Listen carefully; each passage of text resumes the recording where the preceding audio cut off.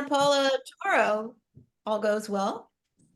Yeah, and I'm gonna see you there on Thursday. I'll talk to you later today. I was thinking maybe you were gonna be here.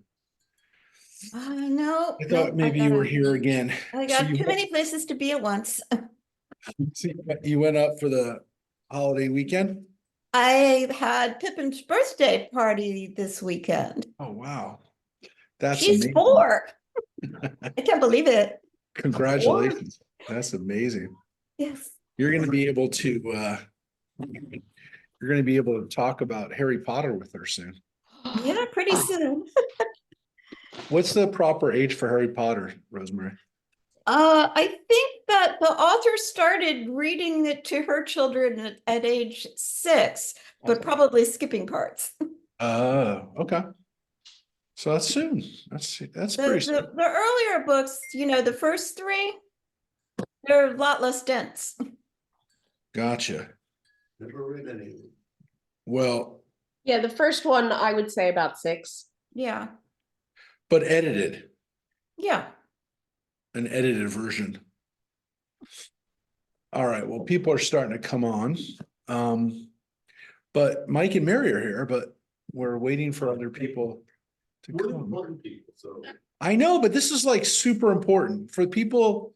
Is anybody on Facebook yet? This is gonna honestly be one of the most important So classes. you also mentioned that it was gonna be a short class, so people might say, I'm not coming. I did. Yeah, you said it might be short. It might be because it's only 3 chapters, but gosh, there's so much to talk about with this last. You didn't say that, though.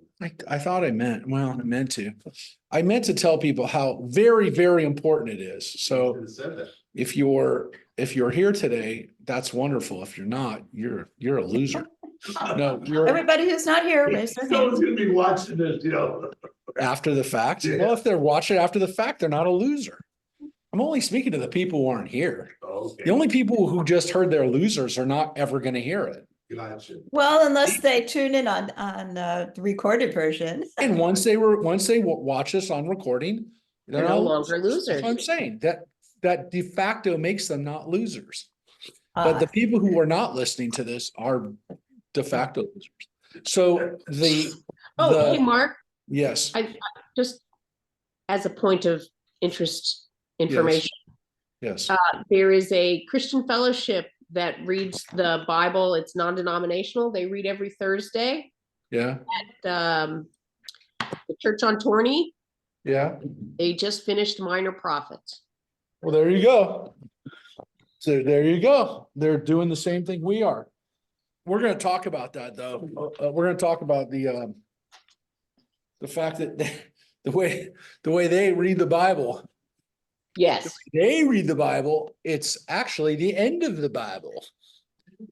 We're going to get to that. Yeah. Isn't that weird? This is actually the end of the Bible for our Christian brethren.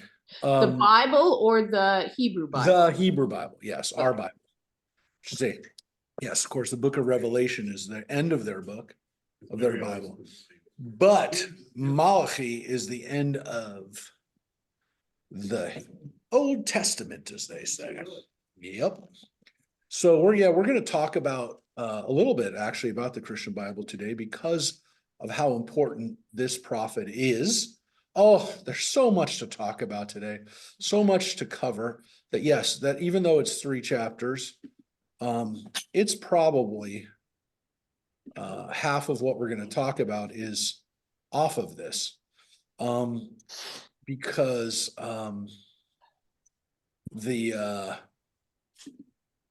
yeah, we've got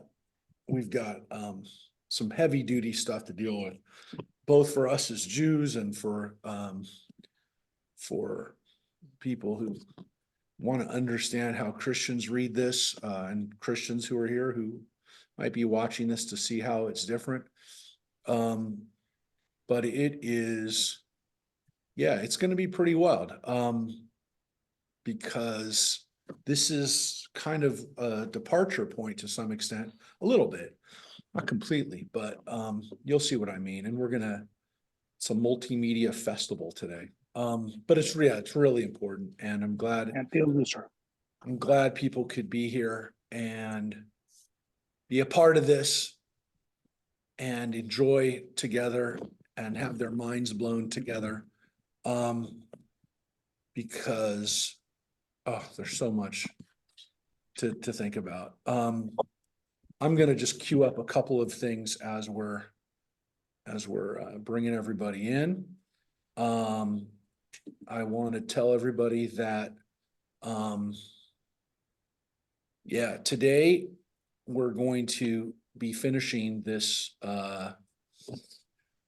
this part of the Bible, this section, and then we're going to be next week going into Psalms. But what we're doing today is that so wrapping up not only the book, the section, of the minor prophets, the prophets of you know, the whole the Nevi'im before we go into that section. So yeah, today's a significant day, and let's get into it. Yesterday, by the way, or over the weekend, I should say, we commemorated Lag BaOmer, the 33rd day of the Omer. And it was interesting. It was over the holiday weekend. I mean, obviously because of the calendar being shifted, it was pretty late. It's not usually Memorial Day weekend, but in this case it was. In Israel, the tradition is to light a lot of bonfires and to, gather together to kind of celebrate springtime, end of spring going into summer. And it is kind of like Memorial Day weekend a little bit in Israel, though for the very, very religious, it includes a pilgrimage to Mount Meron in the north by Sfat, where the grave of the famous rabbi from the first century, Rabbi Shimon Bar Yochai, whose yahrzeit is on Lag BaOmer. They commemorate there with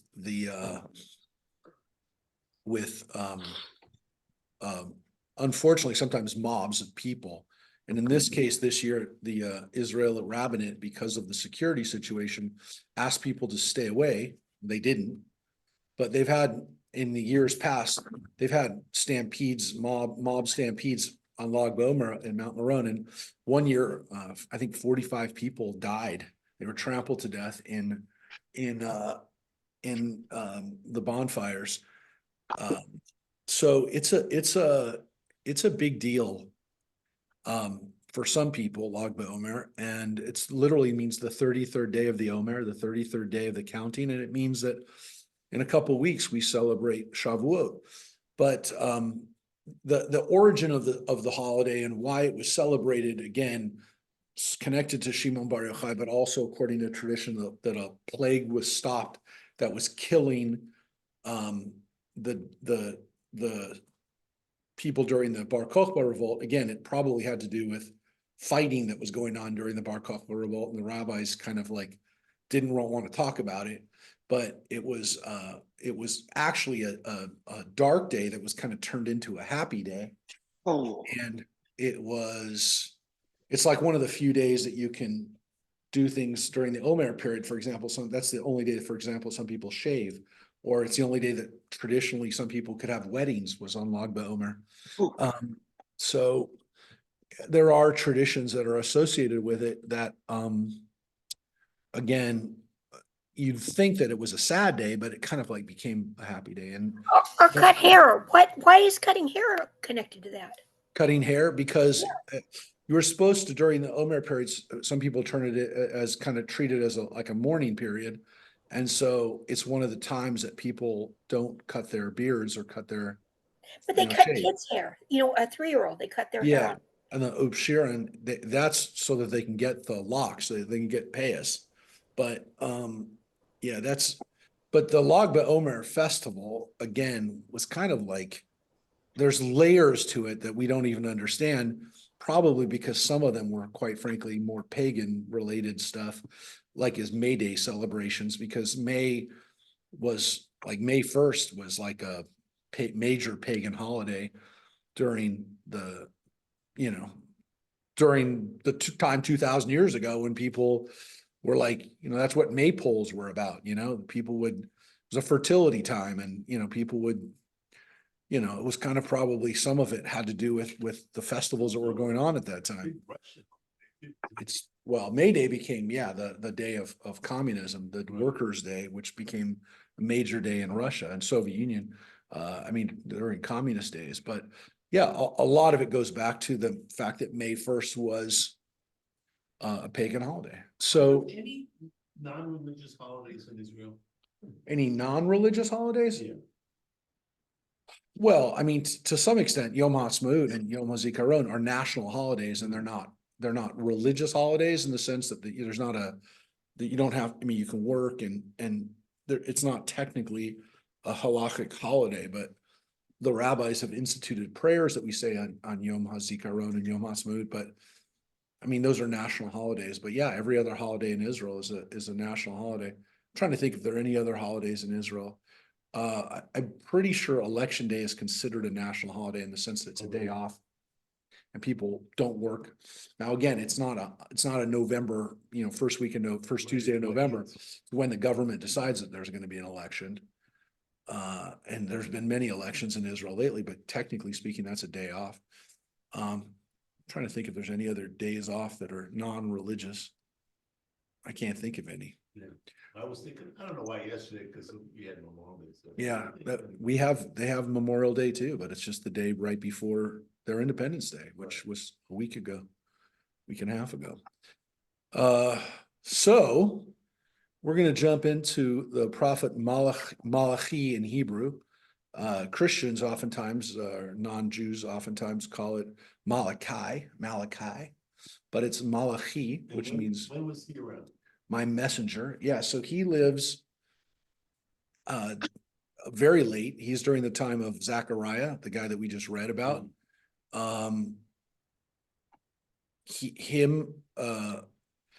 Haggai and Zechariah are all living during this period. It's about 100 years after the Jews have come back. So he's pretty, he's fairly late. He's writing during the time of Ezra and Nehemiah.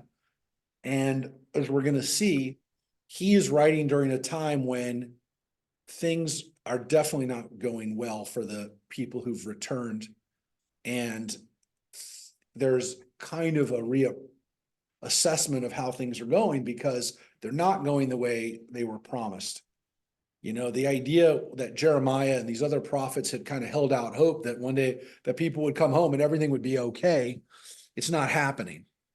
And they have returned home. They have rebuilt the temple, or they're rebuilding. It's built, but it's not what it should be. Yes. And it's built, and we're going to see it. The description that he has of it, it's not a very positive description. This is the prophet he's really talking about to some extent is we're going to see the disappointment that he has with the people, that God has with the people, and probably that some of them have with themselves. Some people seem okay with it, but other people are not happy at all with it. Some of the people are okay with it, and those are the people that Malachi has a problem with. Malachi means messenger or angel, my messenger. And so this guy by name, to some extent, is whether he was named that intentionally or whether that was the name he took, we don't know, because we have nothing about this guy. We don't have his dad's name. We don't have where he came from. We don't have what he did. We have nothing. This is very rare that we have nothing about him. He's definitely important in our tradition. I mentioned this last week, and I'll mention it. I mentioned it a few weeks ago, and I'll mention it again today. This is the Haftarah that we read just before Passover, on the Shabbat before Passover. John, you got here just in time. This is the Haftarah we read just before Passover, and you'll see why at the end. We read from chapter 3. It's very short. It's 3 chapters, and the way he organizes, and you're going to see, we'll dive into it. He begins with these pronouncements against Israel, and he'll basically say, this is what God is finding fault with you on. Israel challenges God and says, well, that's not true. And then God proves it. So this happens 6 times at the beginning of this. The end, the very end, is not about that. It's kind of like, okay, well, the big pronouncement, if you will, the big reveal is at the end in chapter 3.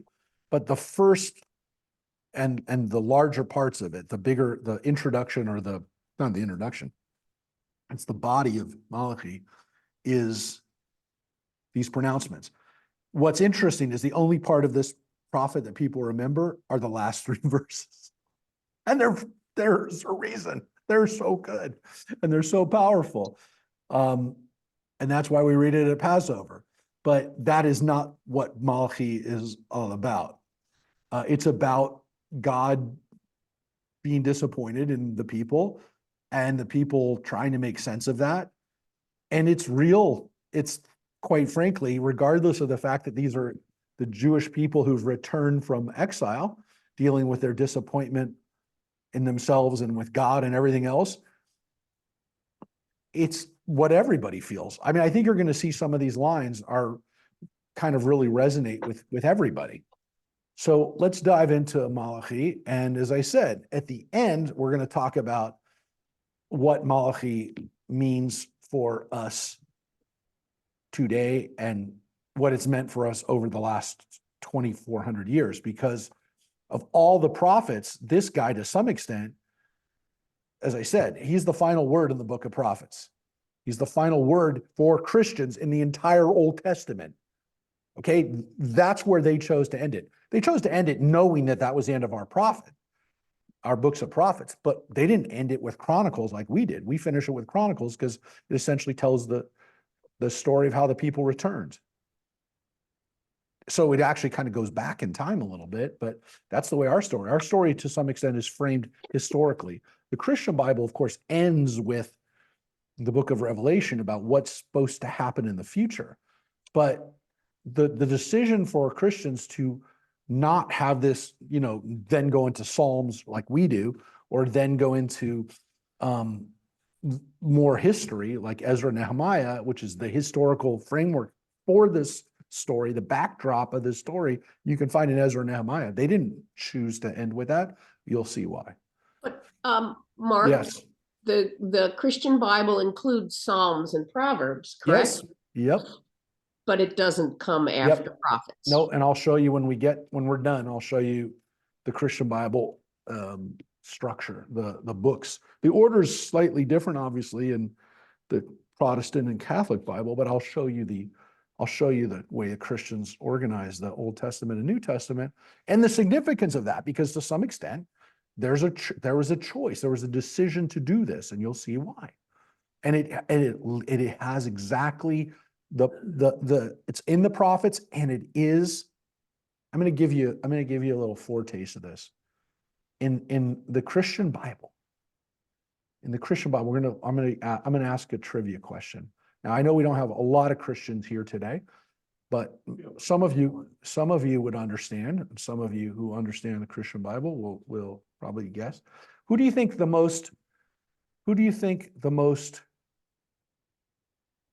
quoted? No, what biblical person from the Old Testament, from the Torah, from the Bible, I won't say from the Torah, from the Tanakh, who do you think is mentioned the most in the Christian Bible? Isaiah. No. Who? Isaiah. He might to some extent be quoted, but he's not mentioned more. Okay. So of the figures, of biblical characters, who do you think's mentioned the most? David. Good guess. David, Moses, anybody got? Give me one other. Noah. God. No. Enoch. People. No, come on. You're no. No, you left out one. Come on, one more. No. Come on, it's an easy one. When I tell you, you're going to say Herod? it's actually the number one. What? Herod? No, come on, no, people, a guy mentioned in our Bible, in our Torah, He's not mentioned in our Torah. No, Abraham. Oh. Come on, Abraham. So Abraham, Moses, David, Abraham, Moses, David, and then coming in number 4, Elijah. Elijah. And that's why it's important, folks. I gave you a little tip. Elijah's mentioned 30 times, 29 times, 30 times in the Christian Bible, he's mentioned. That's a lot. Because Isaiah is not mentioned by name. Only a couple times is actually Isaiah mentioned by name. Yes, he's quoted, the book's quoted, there's references, but let's say that. People's names. So we're going to get to that. And that's why this book, to some extent, is so important, because this is the first time that we see Elijah called out to do what he does in his magical, non-dying form. Yeah. Yeah. You explain it to us, because I don't know, and we don't know. And as we talked about before, we got a lot of stories about Elijah. All right, so let's jump in. Rosemary, if you'd be so kind. A pronouncement, the word of God to Israel through Malachi. I have shown you love, said God. But you ask, how have you shown us love? After all, declares God, Esau is Jacob's brother, yet I have accepted Jacob and have rejected Esau. I have made his hills a desolation, his territory a home for beasts of the desert. So here's the first pronouncement. God says, I've shown you love. Did you catch it? And the people say, we said, how have you shown us love? Did you catch that? The Jews just said back to God, really, They're talking God? back. Really, God? Where's the love, God? Because we just got our butts kicked by the Babylonians, and we starved, and we were driven out of our homes, and a lot of people died. How have you shown us love, God? And God says, look, I picked you. Look at Esau. Look at his family. Look at his family.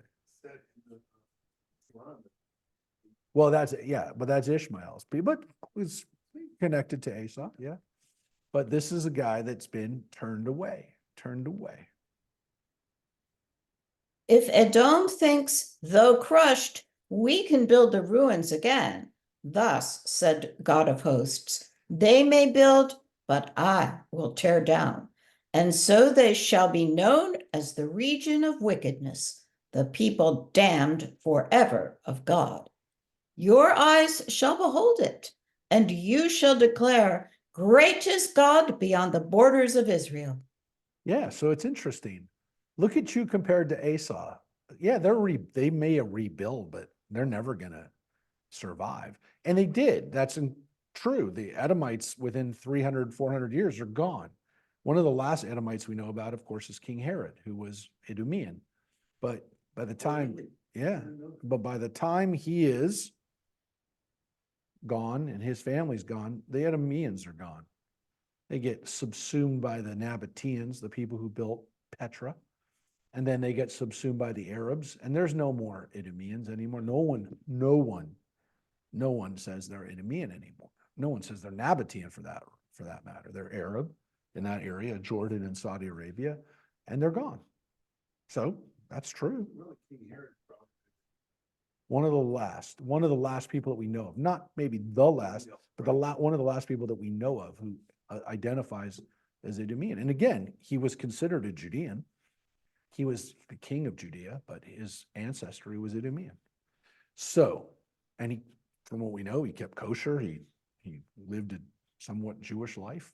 He was also a murderous despot who killed his own children, but he seemed to have, as the Romans said, it was safer to be a pig of Herod's than one of his own sons. In that he wouldn't kill a pig, but he'd kill his own kid. So the Romans thought that was ironic. They admired him and they feared him, yes. And they realized he was a good ally because he understood how they ran, how the Romans did things. So here's another little discussion, if you will. A son should honor his father and a slave his master. Now, if I were a father, where would be the honor due me? And if I were a master, where would be the reverence due me? Said God of hosts to you, O priests who scorn my name. But you ask, how have we scorned your name? So you understand, you see what's happening? God says something and they say, well, how? What, God? Like, it's literally like you're questioning God on this, but this is how he's calling out their behavior. Even if they didn't literally say this, this is the way they're acting. This is the way, this is their attitude, right? This is the attitude. And he says it's not just the common people, it's the priests. So God's saying, you're not treating me even as a parent, even as again, if I was your boss, right? And they're saying, how have we done it? And here's what he says. You offer defiled food on my altar, but you ask, how have we defiled you? By saying God's table can be treated with scorn. When you present a blind animal for sacrifice, it doesn't matter. When you present a lame or sick one, it doesn't matter. Just offer it to your governor. Will he accept you? Will he show you favor? Said God of hosts. So And now, wait. So what's he saying? You're bringing garbage sacrifices. You know you're bringing sick animals. I know you're bringing sick animals. He's calling them out. So he's saying, you want me to show you evidence that you're not treating me with respect? This is what you're doing, and you know you're doing it, right? So, yeah. Sidetracking a second. Yeah. Just a bit here. Yep. I've been doing this now for going on 2.5 years. I'm still having a hard time that the person that created everything, not the person, Yeah. the being that created everything, is interested in animal sacrifice. Yeah. And now we're talking about the purity of the animal being sacrificed. I'm Yeah. really having a hard time. So he puts these things on earth, yeah. and then he wants them killed for his. Yes. So the idea that God cares about sacrifices is an interesting idea, right? Because again, it begs the question, well, then why don't we do sacrifices now? Why is, so yes, here's the traditional answer that's given. God gave you an instruction. You're supposed to be not giving sick animals, and you're doing it. Now you're doing what he told you not to do. So the point of course is that, yeah, we can get hung up on the fact that it's a sacrifice, but it's the attitude. It's the attitude that people have when they're doing it. So, what's the modern example? The rabbis have, not modern example, for 2,000 years, the rabbis have said, ever since the temple was destroyed in 70, what's our exchange for the sacrifices? Prayer, right? So what would the rabbis say? What would the interpretation be? You're coming at me with prayers that don't mean anything. You're giving me. Well, you're not really doing it. Yeah, you're giving me you're coming. No, you're coming. Well, we're actually going to read it in Talmud tomorrow night for people who don't go to do their prayers. When they walk behind the synagogue is the phrase that the Talmud's going to use. When they walk behind the synagogue so that no one sees them. That's what he's talking about. Here you have a chance to do it, or you come in, you're talking, you're not really praying, and that would be the example. That's what the rabbis would say. He says, what's a bad sacrifice? A bad prayer, the prayer that's not really offered with your heart, where you're just mumbling some words. And so I would say, oh yeah, I've seen that. I would say, yeah, why are you here? What are you doing? What's the purpose of it if it's not pouring out your heart? So yeah, that's what we'd say. So even when there were sacrifices, like we talk about Hannah's prayer when she's praying to God for a child, the rabbis hold that up. And again, how do we know? Because they quoted the book of Samuel. They said, look at Hannah pouring out her heart to God. They said that that's the example of what we're supposed to do with prayer. It's interesting, by the way, that the rabbis say the woman who's mentioned in the Bible praying for a son, Samuel's mother Hannah, is considered the exemplar of prayer. They said that. They said the woman, you need to pray like her, pouring out her heart so much that when Ellie comes over and says, "Are you drunk, woman?" Right? Is there something wrong with you? Because she's so into her prayer. So the rabbis hold that out as the kind of prayer that we're supposed to give. So look, we're not supposed to just babble a bunch of words. You know, we're not given credit for showing up, if you will. I was in the synagogue today. Check that out. I went to Minyan. No, it's, were you there to pray? So look, I mean, some people go, I'm there to, see my friends. Well, that's fine, but that's not what that's not why we go to synagogue. We go to synagogue to pray and to figure out how to open up our hearts and just, Get back to John's. Why? There were other peoples in that area that were doing sacrifices. everybody was doing sacrifices. And that's the argument that people give from an anthropological standpoint, is like, they didn't know any better. That's all they knew. That's the one way. Still try to survive, Yeah. understand. So that's what Maimonides said, right? 1,000 years ago, Maimonides said that was what people had to do at that point. The people hadn't evolved beyond that. So we said, when people were offering up humans, we were offering up animals. When people started offering up animals, we stopped offering. Now, we stopped offering because the temple was destroyed. But some people would say, yeah, but we didn't really try to rebuild the temple, or God didn't rebuild the temple for us, or never told us we're going to rebuild it. Well, shouldn't say that. But some people said the imperative to rebuild the temple wasn't on us anymore because God didn't need sacrifices anymore, because God saw that, or we saw that we can now pray and essentially do the same thing if we are serious about it. So, yeah, we would say, The Orthodox in Israel, I believe we discussed one of our trips. They're praying so hard for everyone else that's not praying.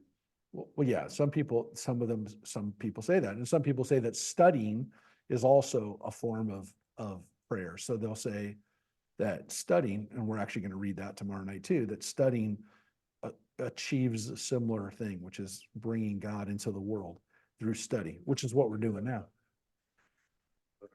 Correct.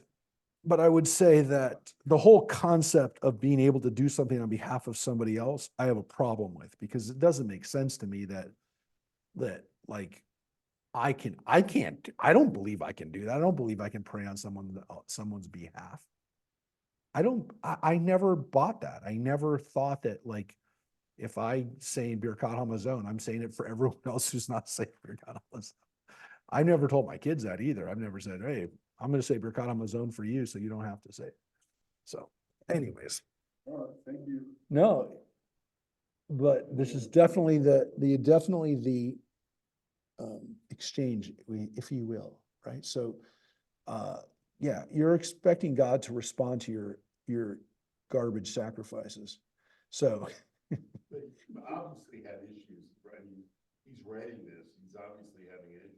well, Malachi is seeing stuff that's not right. He knows it's not right. What? You know what, I think it's more of a giving the task, perform this task. Yeah. Why can't you perform this task in a proper manner Yeah. instead of a half? Yep, that's what he's saying. They're also, they're coming back from Babylon. They're dejected, they're pissed. And it's not the They same, lost because family, they're friends. not running their own government anymore, and. Yeah, but according to Malachi, the reason that they're not running their own government is because they're in a cycle, and the cycle is you're not going, God's not going to do his part because you're not doing your part. So here's what it says. And now implore the favor of God. Will compassion be shown to us? This is what you have done. Will any of you be accepted? God of hosts has said, if only you would lock my doors and not kindle fire on my altar to no purpose. I take no pleasure in you, said God of hosts, and I will accept no offering from you. For from where the sun rises to where it sets, my name is honored among the nations, and everywhere incense and pure oblation are offered to my name. For my name is honored among the nations, said God of hosts. But you profane it when you say, the table of the sovereign is defiled, and the meat, the food, can be treated with scorn. You say, oh, what a bother. And so you degrade it, said God of hosts, and you bring the stolen, the lame, and the sick, and you offer such as an oblation. Will I accept it from you? Said God. So you can see that God is, God's even saying, to some extent, other people treat me better than you're treating me, which is weird because they don't have a temple. They don't have a place where they're supposed to be offering, but when they're offering incense or when they're talking about God, which by the way, where are they doing this? I mean, he seems to be saying, Malachi is saying that God feels that other people are worshiping with more kavanah, with more intention than the Jewish people are. Now, again, you could argue, well, because we have a temple that's supposed to be God's temple, and whatever other stuff these people are doing, wherever they're doing it in a way that's not like as intrinsically important because there's no altar where they're supposed to offer meat up on it. But it's interesting that God seems to think that I'm being recognized all over the world. So it's here that I'm being treated poorly. And here's how it ends. A curse on the cheat who has an unblemished male in the flock, but vows and sacrifices a blemished animal to the sovereign. For I am an emperor, said God of hosts, and my name is revered among the nations. Yeah, it's a weird word, emperor. But what right? are they, what's the Hebrew they're using for Yes, emperor? Mary, what does the King James translation say? Yeah, a great king. A melech gadol are the words, right? I'm not just a king. I'm a great king. Yeah, I'm a great king. So the translation of great king here is emperor, because it obviously means something more than just a king. So I'm not just any king. I'm not just anything. I am God of hosts, right? I am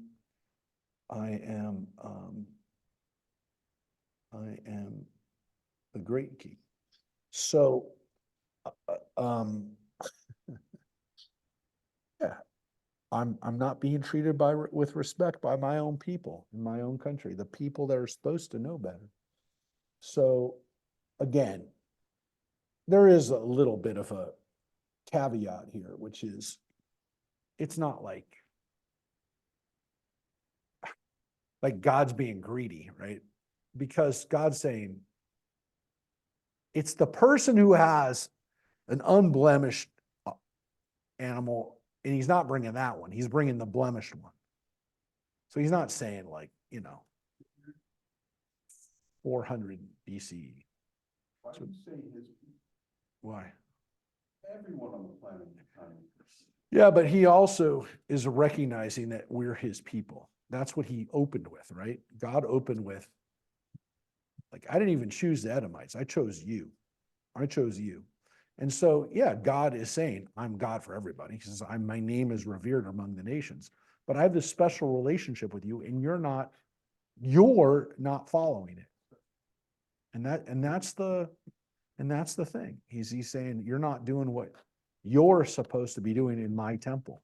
And again, their argument is, well, it's not the temple we're supposed to be. We're not having the temple. We don't have the temple we're supposed to have. And God's saying, yeah, because you're not putting the work into it. You're not doing the work. You expect me to do it.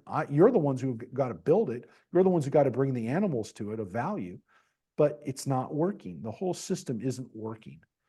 It's going to take years for it to get there because, again, as Mike already said, they're not in charge, right? They're not in charge. There's no king. There's no system where they're in charge. They're a vassal to the Persians. So for the next 100 years, still, they're going to be vassals of the Persians. And then the Greeks are going to come through with Alexander the Great, and they're going to mess everything up.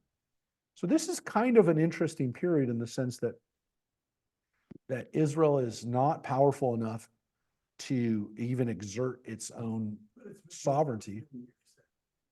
Yeah, but this is kind of a dark age in Jewish history. I mean, not a dark age in the sense that it's bad time. It's not a bad time in the sense that not a lot of people are going to get murdered. But between 400 and about 150, we don't fight any major wars in our area. I mean, there's people fighting in our area. The Greeks are fighting, the Persians are fighting. There's other people, but it's not us. It's not our army. There's no Jewish army here. We didn't have an army that we had as our army until the Maccabees. So that's going to be another 150, 250, well, from this point, about 250 years later. So this is a period where we don't hear a lot, we don't have a lot of history. First of all, the biblical books don't cover this period. Malachi, to some extent, is one of the last things that we have, because the Chronicles, the book of Chronicles, ends with the Jews coming back during the Persians. Doesn't even, it ends, in about 500 BC. So this is the only stuff we can gather from this is from here. The book of Daniel, which was written during the time of the Maccabees, most likely, is set kind of during this period, but it's during the Persian period, the Babylonian period, but it's not from that period. It's from the Maccabean period, but we can't really discern a lot of history from it. We just don't have a lot of history. The only history we have from this period really is from Josephus. It's the only place we get this history. He wasn't, but he wrote about it. He had access to books that we don't have. He had access to sources that we don't have. And so the only person who covers it is really him. And he doesn't write a lot about it either, because it doesn't seem like he has a lot about that period either. So it's not a lot. And he really is writing about the Roman period that he knew, the parts that he experienced. So he wrote 2 books. Well, he wrote more than 2 books, but he wrote 2 books that we talk about. The larger one is called The Antiquities of the Jews, which is a Jewish history that covers from creation all the way to his time. That's Antiquities. And he has another book that's called The War of the Jews. And this is a multi-volume book, by the way. This isn't a 1-volume book, either of these. The second one is The Wars of the Jews, and that is specifically about the Roman revolt. And that covers, like 60 to 73. That's where we read about Masada. That's where we read about his life. He also wrote an autobiography. He wrote an autobiography on his life, too, which kind of covers that period. But he wrote those 2 books. The history of the Jews, the Antiquities of the Jews that he wrote, was specifically for a Greco-Roman audience so that they would understand how old we are. It's those books that covered this period of Malachi and of this inter temple period. We just don't have a lot of information. It's called intertestamental period. From the Old Testament to the New Testament, it's called intertestamental. Yeah. No king. Yes, but Herod was during the Roman period. Right. So he's after the Maccabees. How did he become king when we didn't have a king at all? Because the Maccabees made themselves kings. So once the Maccabees make themselves kings about 150, so from 550, 600, basically from the end of the last king Zedekiah to king, if you want to say Simon was the first Jewish king of the Maccabees, from that period, from him to him, 400 years, 430 years. That's a long time for there not to be Jewish sovereignty over that area. And again, it didn't mean that we weren't in charge. We kind of had autonomous power, but we did not have our own army. We did not have our own ability to say, hey, look, this is our country. We're going to do with it what we want. We had to ask permission. And we just don't know a lot about that period because it was a fairly stable period. It was a fairly calm period for us in the sense that it worked. By the way, no one wants to go back to that. No one wants to go back to a period where, we don't have authority over ourselves. I mean, to some extent, again, if Israel was a modern day Israel, the equivalent would be if we were a part of, well, let's just say there was an American empire that we were a part of. If the Americans had an empire and if Israel was part of that empire, what would Israel be like? Probably safer, by the way, right? Right? If Israel was a colony of America, right? This wouldn't happen right now. What's happening right now? Israel would not be being attacked by Palestinians because the war would have been over in a minute. The people responsible, they would just bombed everything and America would have just ended it. So, I mean, it probably never would have happened because Israel never would have been attacked. But nobody wants to give up Jewish sovereignty over Israel in order to have that. I'm not arguing that anyone would say that that's what we should have, but that's what Israel had during this period. They had the Persians as their protectors, as essentially their overlords. And if anyone attacked them, the Persians took care of it. So it didn't happen. They didn't get attacked until the Greeks. And the Greeks just rolled through it. The Greeks really didn't fight much in Israel, by the way. They fought in other parts of the Persian Empire, but there weren't many real big battles. There weren't any big battles within Israel. Alexander the Great didn't have to deal with Persian armies there. He did in Egypt. He did in Syria, but he didn't in Israel. It just wasn't. It wasn't that undefensible. It was not that defensible, in that they had to like have sieges and stuff like that. He just kind of rolled through the area, and the Jews just said, "Whatever, just another empire." They didn't like go, "Well, Alexander, you stink," but it just seems like they were okay with it. Which, by the way, is a whole mythological story about how Alexander the Great got the Jews to buy into him, which was, he said, "You got to put a statue of me in your temple." And he said, "We can't do that, right? Can't do that, Alexander. We don't worship people." And Alexander started freaking out. And then, according to the tradition, the men of the Great Assembly, who were like the Jewish authority at the time, said to Alexander, "If you don't make us worship you, we will name our children after you, and then you will be preserved forever, because we're not going anywhere." And that's how Alexander became a Jewish name. And to this day, Alexander is a legitimate Hebrew name. There are Alexanders throughout Jewish history that had a very Greek name, and that's why, supposedly, according to Jewish history, Alexander became a legitimate name that was in exchange for us not putting a statue of him in our temple. Which, again, was it a great temple? Maybe not. Not until Herod remodeled it. And he didn't just remodel it. He knocked it down and he built an amazing temple. But that was 300 years later, after Alexander. All right. So let's read chapter 2, folks. "And now, O priests, this charge is for you. Unless you obey and unless you lay it to heart and do honor to my name, said God of hosts, I will send a curse and turn your blessings into curses. Indeed, I have turned them into curses because you do not lay it to heart. Yep. I will put your seed under a ban, and I will strew dung upon your faces, the dung of your festal sacrifices, and you shall be carried out to its heap. Know then that I have sent this charge to you, that my covenant with Levi may endure, said God of hosts." And it's interesting. He doesn't say the Kohanim. He says all the Levites. It's a covenant with Levi. That means you too, Mike. You're in that covenant, the covenant of the Levites. Yeah. I had with him a covenant of life and well-being, which I gave to him, and of reverence, which he showed me, for he stood in awe of my name. Proper rulings were in his mouth, and nothing perverse was on his lips. He served me with complete loyalty and held the many back from iniquity. Yeah, this is what the priests did. The priests were supposed to do this. They were supposed to do their jobs, which was keep the people safe, keep the people spiritually safe, right? For the lips of a priest guard knowledge, and rulings are sought from his mouth, for he is a messenger of God of hosts. So you can see what the priests did, right? The priests were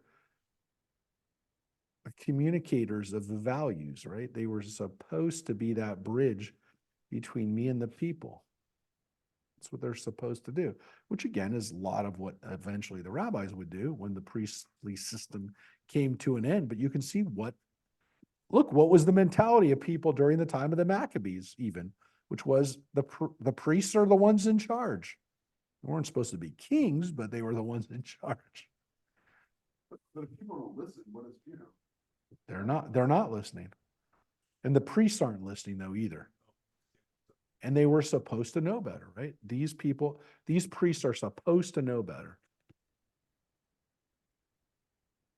Here's what they've done. And this is why it's so bad. Keep going. But you have turned away from that course. You have made the many stumble through your rulings. You have corrupted the covenant of the Levites, said God of hosts. Yeah. And so that's what's terrible is they're leading the people and they're the ones who should be doing better. At that time, though, wasn't there a lot of jockeying for who's getting? Of course there was, but basically he's not saying that's not the problem. Well, you could maybe make the argument it doesn't help the situation, but these people are not doing what they're supposed to be doing. And it's not one person. It's not just the high priest. It's all of them. They're not doing what they're supposed to be doing. And I, in turn, have made you despicable and vile in the eyes of all the people, because you disregard my ways and show partiality in your rulings. So again, that's also showing that they're making decisions. They're judges. They're essentially working as the leaders of the people because there is no king. There are no other authorities. You're the priest. You're the authorities, and you're corrupted, right? Have we not all one Father? Did not one God create us? Why do we break faith with one another, profaning the covenant of our ancestors? Judah has broken faith. Abhorrent things have been done in Israel and in Jerusalem. For Judah has profaned what is holy to and desired by God, and espoused daughters of alien gods. Yeah. So that's a fancy way of saying something, which we know from the books of Ezra and Nehemiah were a real problem to Ezra and Nehemiah and some of the leaders of the Jewish people at this time, which is what, Rosemary? That the priests are, the Levites are marrying out. Yeah. And not just the priests, but the people. Well, Judah. everybody is. Yeah. They're marrying women who are worshiping other gods. So this is an issue. They have an issue with this. This is something that we know, again, we'll read it when we get to the book of Nehemiah, which covers this period, this historical period. Ezra lost his mind with this. I mean, Ezra was a priest. He was one of the leaders of the people coming back to Israel. And he said to the people, right, get these women out of here. He said, you have to leave them behind, right? Right, Sheldon? He made these people leave their wives. He says, you want to come back to Israel with me? These women don't come back. Which, by the way, shows you that even 2,500 years ago, intermarriage was an issue that Jewish people dealt with. Ezra and Nehemiah were not as complacent as other Jewish leaders, including, again, these priests and these leaders of the people at the time who were basically saying, I don't have an issue with it. Look, we know that this was a debate within the Jewish people 2,500 years ago. How do we know it? Because he wouldn't have said it unless it was an issue. It's an issue to him. It's not an issue to everybody. The person who wrote the book of Ruth, probably also, by the way, during this period, right? Ruth is King David's great grandmother, but it was not written during that period. We know that. It was written during this period historically. I mean, we can identify it by the language and by the intention that it was written during this period. By the way, the book of Jonah could have been written during this period. A lot of people think that those were polemics against these priests who are telling everybody the problem is the women, whereas the authors of Ruth and Jonah are clearly saying, are you serious? Does God really not care about Gentiles? Does God really think that Gentiles are inherently the problem? There is a problem with idolatry. There is a problem with not recognizing the one God. But the problem isn't the women. Wasn't one of these prophets against the Jews that had stayed? You know, there were Jews that stayed and didn't go to Persia. And he came back and he didn't even want them. He was not encompassed to So Gail, what you're talking about is Ezra and Nehemiah, who did not like the Samaritans, who they didn't even think were Jewish. So they thought the Samaritans were actually foreign people that had been brought in to the land by the Assyrians, and settled there. Yes, they definitely didn't like those people. The Samaritans and the Judeans did not get along, but the question of whether they were not Jewish or not seems to be one of our take on it and Ezra and Nehemiah's take on it, that these were not good people. On the other hand, the Samaritans did not want us to rebuild Jerusalem, so it's a little bit on them. I don't want to, this is one of those stories where I don't want to be a historical revisionist and say the Samaritans were not a problem on their own. We'll read about it. They were a problem to us. They went to the Persians and said, stop letting these Jews build Jerusalem. They're going to rebel against you. They did stuff to make our lives bad.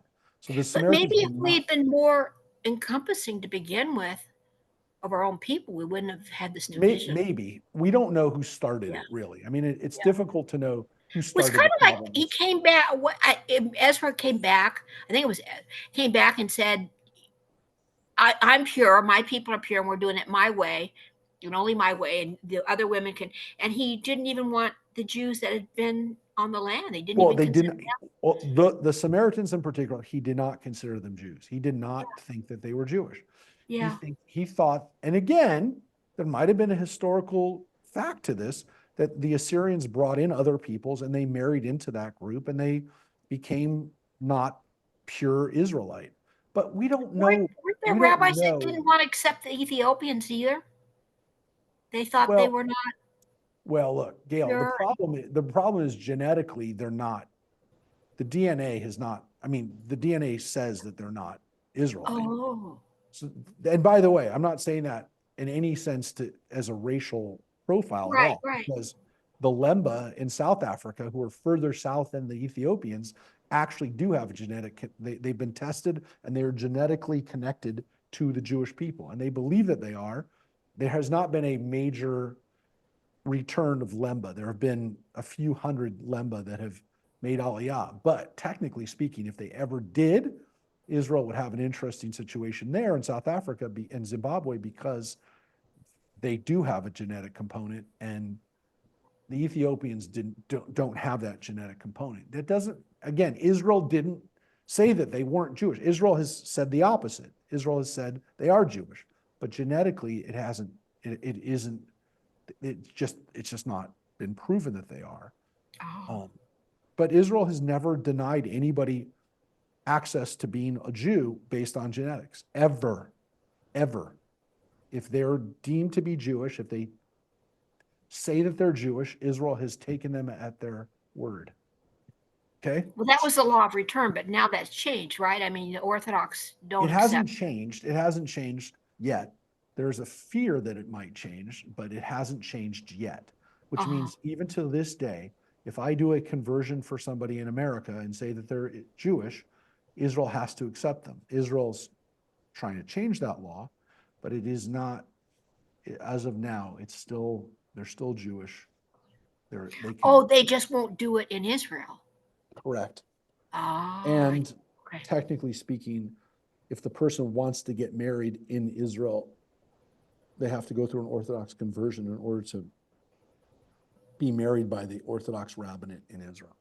I see. So Okay. that's where there is a little but on that. So you don't have to get married in Israel. If you want to get married outside of Israel, or if you want to move to Israel with your wife that you married here, it's not an issue. So that's as of today, that's still the case. And I don't think Israel's going to change it now. Israel's got other things that they're trying to deal with right now. This is not on the top of their priority list. So, so here is the issue that he has with what's going on, which is you're bringing in these women, and it's not just that they're foreign, it's that they're worshiping foreign gods. In all fairness, let's look at the whole word here.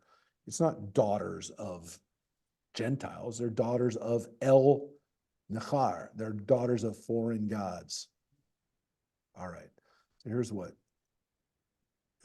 God says. May God leave to any man who has done this no descendants dwelling in the tents of Jacob and presenting offerings to God of hosts. And this you do as well, You cover the altar of God with tears, weeping, and moaning, so that God refuses to regard the oblation anymore and to accept what you offer. But you ask, because of what? Because God is a witness between you and the wife of your youth, with whom you have broken faith, though she is your partner and covenanted spouse. So this is another issue he has with them, which is the women that you are married to, you're cheating on them. You're cheating on them. So you're not being loyal to your wives.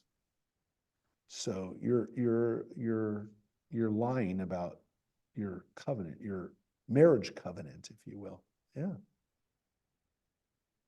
Did not the one make all, so that all remaining life breath is that one's? And what does that one seek but godly folk? So be careful of your life breath, and let no one break faith with the wife of his youth. So that's what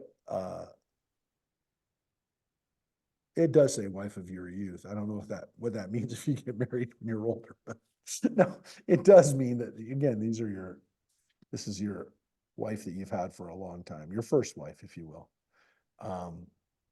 And doesn't, by the way, seem to imply here anywhere that you can be married to more than one woman, which you technically could have during this period. But there seems to be an understanding that this is not what, but at least by this point, it doesn't seem like people were engaged in polygamy, because what's the, I think you do this too. oh, Wife of your children. no, no, it's his youth though. It's not of your youth. It's his youth.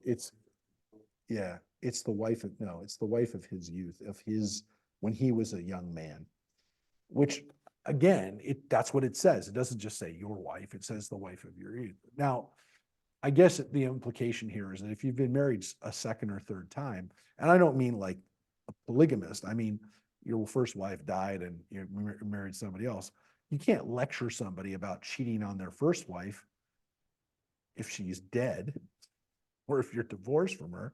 You didn't cheat on her. It's the woman that you're married to when you were a kid and you're still married to her. That's what he's talking about. But he's definitely telling, look, what's this phrase, right? Right? What does this mean? Your ruach, or your energy, right? It seems to be, it seems to be that your energy will deplete if you do this, if you're going around chasing after other women. But here's what he says specifically here about. For I detest divorce, said the Eternal, the God of Israel, and covering oneself with lawlessness as with a garment, said God of hosts. So be careful of your life breath, and do not act treacherously. Yeah, so again, this is about personal behavior, pretty clear, So, yeah, it's not saying I don't allow it. I don't like it. God said I don't like it. God doesn't say you can't do it. It just says I don't like it. Look, detest might be too strong of a word. The King James doesn't say detest, does it? Yeah, I hate it. That's probably a little bit better of a translation. I don't like it. I hate it. I hate it. Detest is maybe a little too strong. But yeah, God doesn't like it. God doesn't want us to get divorced. And here's the last line. You have wearied God with your talk, but you ask, by what have we done so? By saying, all who do evil are good in the sight of God who delights in them. Or else, where is the God of justice? Yeah, so this is a really powerful line, because it's, again, the people. We have, what do the people say, right? It's not just like you're not doing right. It's, look at what people say, right? What have we done, right? What have we done that's so bad, right? And and we do that by saying, look, nobody's getting punished. All who do evil are good in the sight of God. Seems like God likes people who are doing evil stuff because they're doing fine. Is this where? We say that stuff all the time. It's like, that the person isn't paying any price. Where's the God of justice? Where is he? I don't see a God of justice. I don't see a God who enforces justice. Yeah, John? Wondering if this is partly used for folks that say that, you've done something really bad, but you find God. Oh, I think it's a little bit, I think it's a little bit stronger than that, which is God doesn't seem to punish people who do bad things. This is a normal question that we have. That's why I said, this isn't about sacrificing 2,000 years ago. This is about us right now saying, why do evil people seem to just do fine? God doesn't seem to be punishing them. This phrase, IEA, where is Elohei HaMishpat? Where is the God of justice? Is something that we say today. Why is God letting people get away with this stuff? Doesn't seem like there's a punishment. And of course, what does that do? It wearies God. God doesn't want to hear it, which is interesting because it's saying that God hears it. God doesn't like it. It wearies God. Wearies him. And it shows that people have been saying that for thousands of years. And we say it today. Why? It doesn't seem to make any difference what I do. If people are getting away with stuff, why shouldn't I? That's what it means, folks. It's literally, the system is broken. God doesn't enforce anything. So why am I going to be punished? I'm not going to be punished. Yes, again. So what people see from the world around them, and they said it 2,500 years ago, is the system is broken.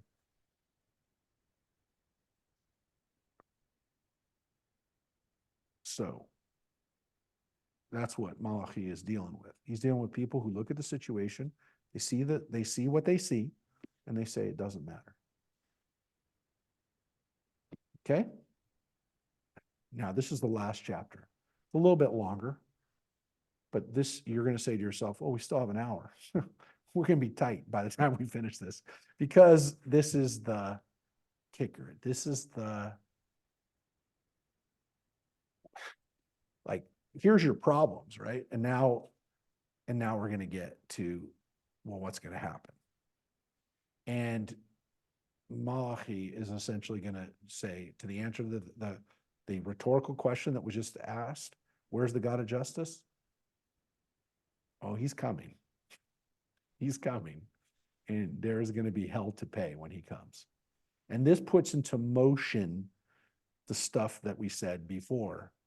Hits us and hit a lot of people, because Christianity is going to run with this in a whole new direction. Is that why Malachi probably is the last chapter? Yeah, it's why, well, it was our last chapter. So they didn't invent something. They didn't like go, hey, what? Let's put it in different order. But the reason why they end with it, the reason why they end with the prophets, is because of this. I think.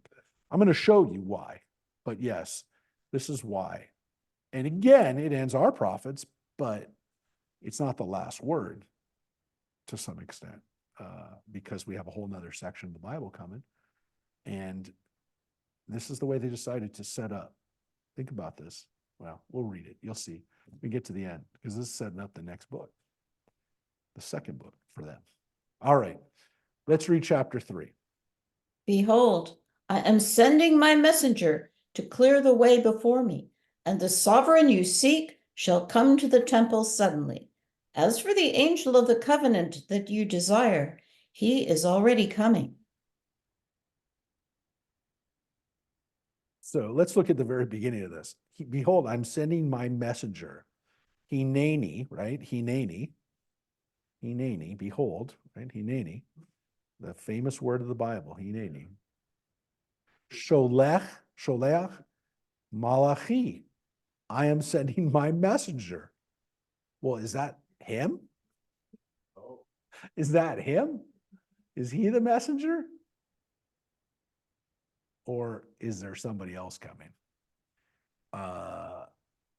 they interpreted he named it differently than. Well, they said, behold, Hineni. Because here, and that is kind of one of the translations they use for Hineni. If they're going to use a translation, they'll say Hineni. Most times we see, here I am. Yeah. Or they'll say, well, it's nowadays they oftentimes don't even translate it. So, but it's definitely the situation of God saying, yeah, and now this is what's going to happen. So here the word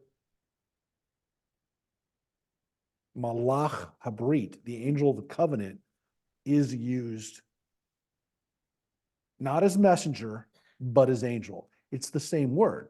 It's Malach, but here they translated it as Malach Habrit, as the angel of the covenant, which probably the note says the messenger of the previous sentence is regarded as Israel's tutelary angel, which is the angel who is our angel, which is usually Michael. It's usually referenced as our angel, the angel of the Jewish people. That's our angel. Every nation has an angel. Ours is Michael. So, where is this? What does this mean? Because what does this mean?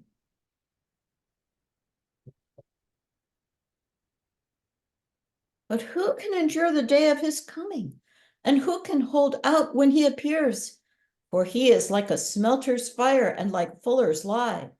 He shall act like a smelter and purger of silver, and he shall purify the descendants of Levi and refine them like gold and silver, so that they shall present offerings in righteousness. Well, that's pretty good, right? They're going to get it right now because of him. But he's purging and smelting, which is usually done with fire and, in this case, lye as well. These are not things you want to play around with. They are destructive. And that means there's going to be some destruction. There's going to be some fire. And when it says, who can endure the day of his coming, that is reminding us of those kind of phrases we had before, Bayom Hahu in Zechariah, that a day is coming, right? There's going to be a day coming. And this seems to be a scary time. This doesn't seem to just be bright days and sunshine and rainbows. This is fire. Is it meant to mean that Michael, the angel of covenant, is coming to do the purging of those that aren't believers? Yeah, who aren't doing it right. Yeah, that seems to be the intention here, which is there's going to be It would also be because the temple is being built at the time, they know they're gonna have more sacrifices. Yeah, but it doesn't just say, hey, we're going to have more sacrifices. No, I know that, but I'm just thinking, are they interpreting that it's gonna get better because we're getting that? It's going to be better, but it's going to be better because the other stuff is going to be burnt away. This is going to be a time of destruction. There's going to be fire, which is again why we can get into the book of Revelations, because to some extent, oh, this is the way the Hebrew Bible ends, with the prophetic words of destruction.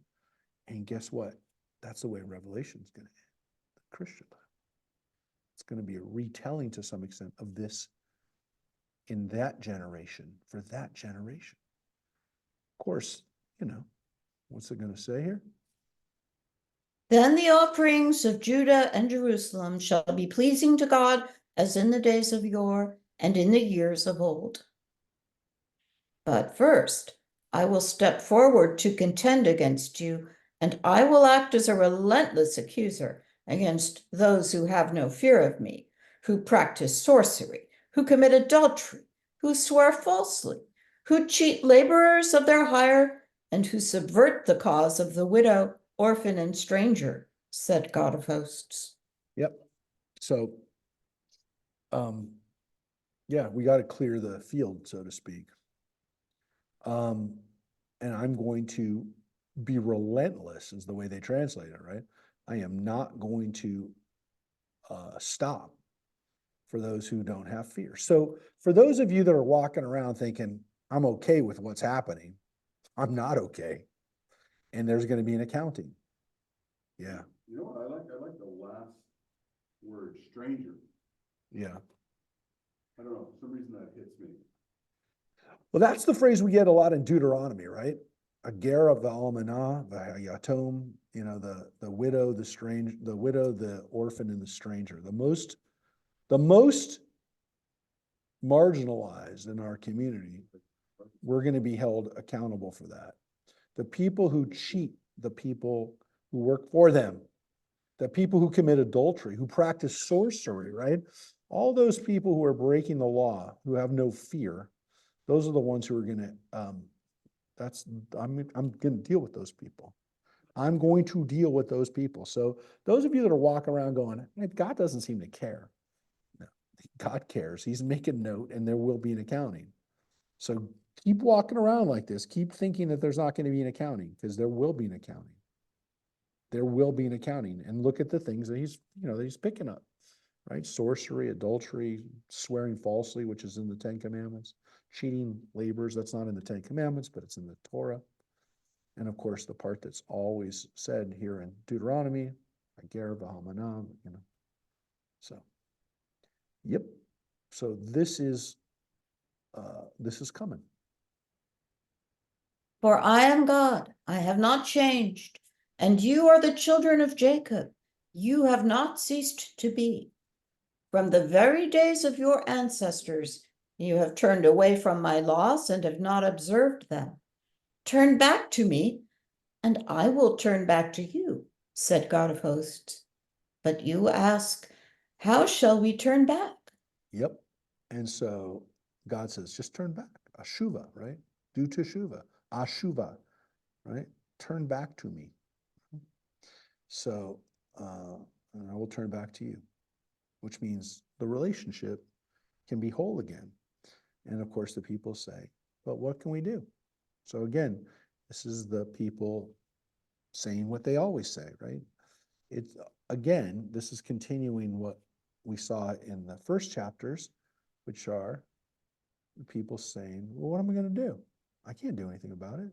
What do I do? What about me? I can't do anything. So how can we turn back?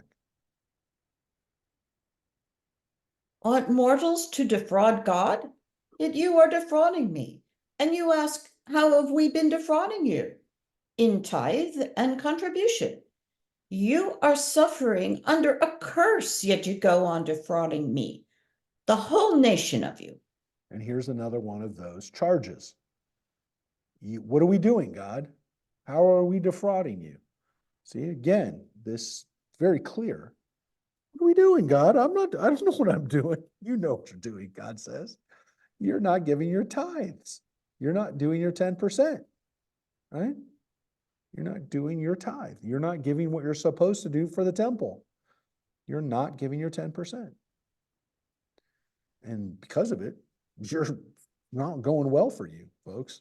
You're suffering under a curse because you're doing it. This is what's happening, right? You're paying the price. Bring the full tithe into the storehouse, and let there be food in my house, and thus put me to the test, said God of hosts. I will surely open the floodgates of the sky for you, and pour down blessings on you, and I will banish the locusts from you, so that they will not destroy the yield of your soil. And your vines in the field shall no longer miscarry, said God of hosts. Now, if you're wondering, is that really what God just said? Did God really just say, put me to the test, see if I'm wrong? If you do what you're supposed to do, see if I don't do what I'm supposed to do. What's the translation you have in verse 10 for that, Mary? For put me to the test. What does it say for you? Okay, yeah. devourer for your sakes, and he shall not destroy the fruits of No, your no, ground. that's verse 11. That is. So where it says bring the tithe, hey, view at Colma, bring in it'll say something like bring in the tithe. Yeah.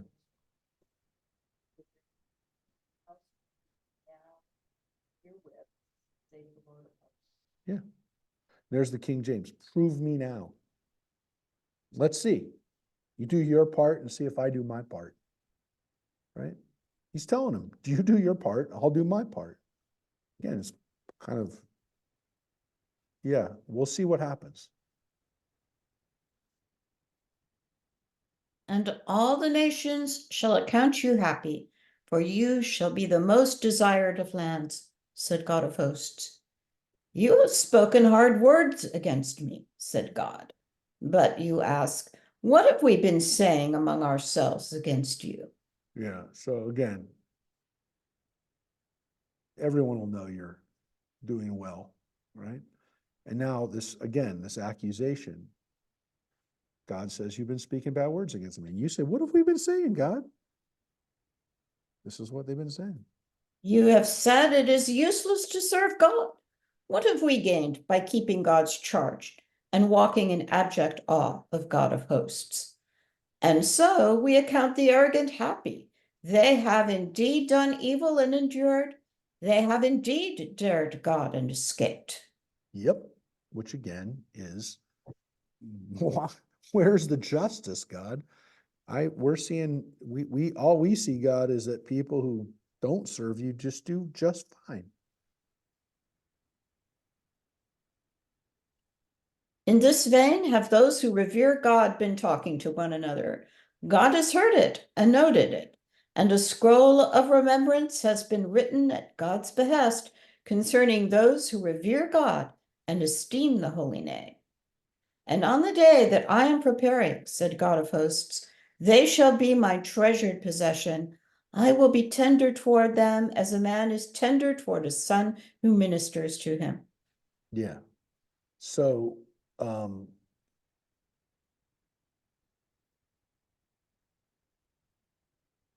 I know who's doing what. I have the list of who's being naughty and nice. And again, the people who have been doing what they're supposed to be doing, those who have been fearing God, Yireh Adonai, right? The ones who've been fearing God and who've been doing doing the right thing, they will be like my segula, which we usually translate as possession, my treasure.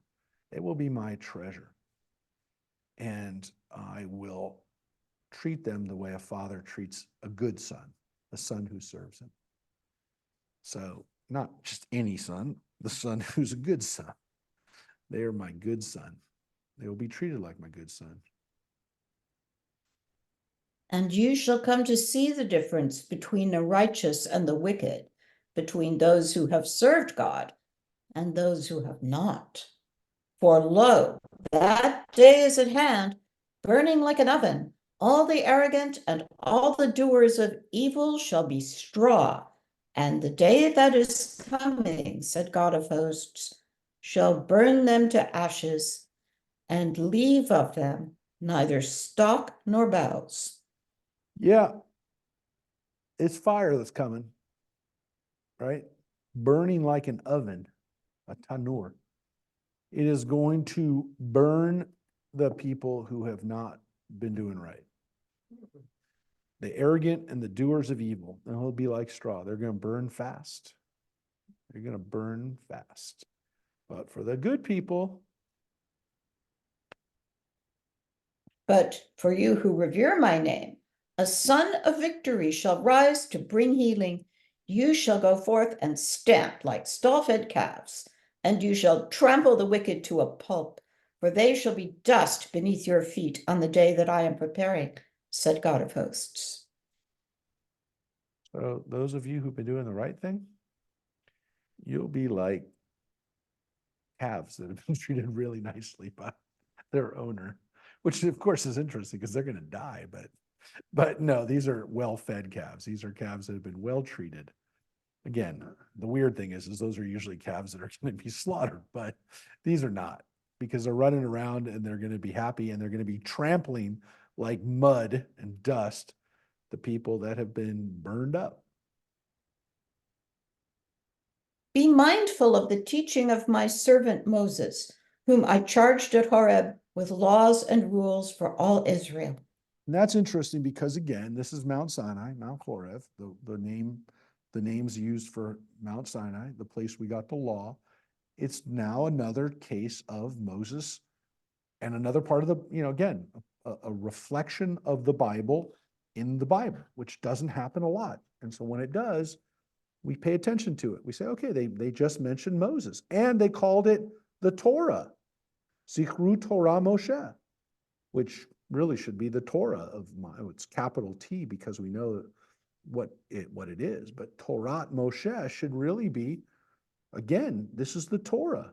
Remember the Torah of my servant Moses, right? So keep the laws and the rules, right? Those are the laws. Keep them. Remember them, right? So that's a reference to Moses. And now, folks, we get to the last verses of the book of prophets, the book of Malachi. Here they are. Lo, I will send the prophet Elijah to you before the coming of the awesome, fearful day of God. He shall reconcile parents with children and children with their parents, so that when I come, I do not strike the whole land with utter destruction.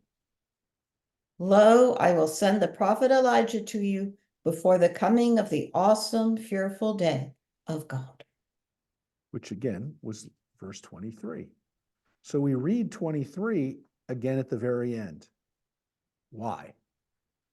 Why is it that we read verse 23 again? And again, we should say now, Tam v'neshalem tehillah el borei olam. Let's give praise and thanks to God, the creator of the world, of the universe. But why do we finish with those words instead of the words that are actually here on the page? Anybody? So we're not finishing with destruction. Correct.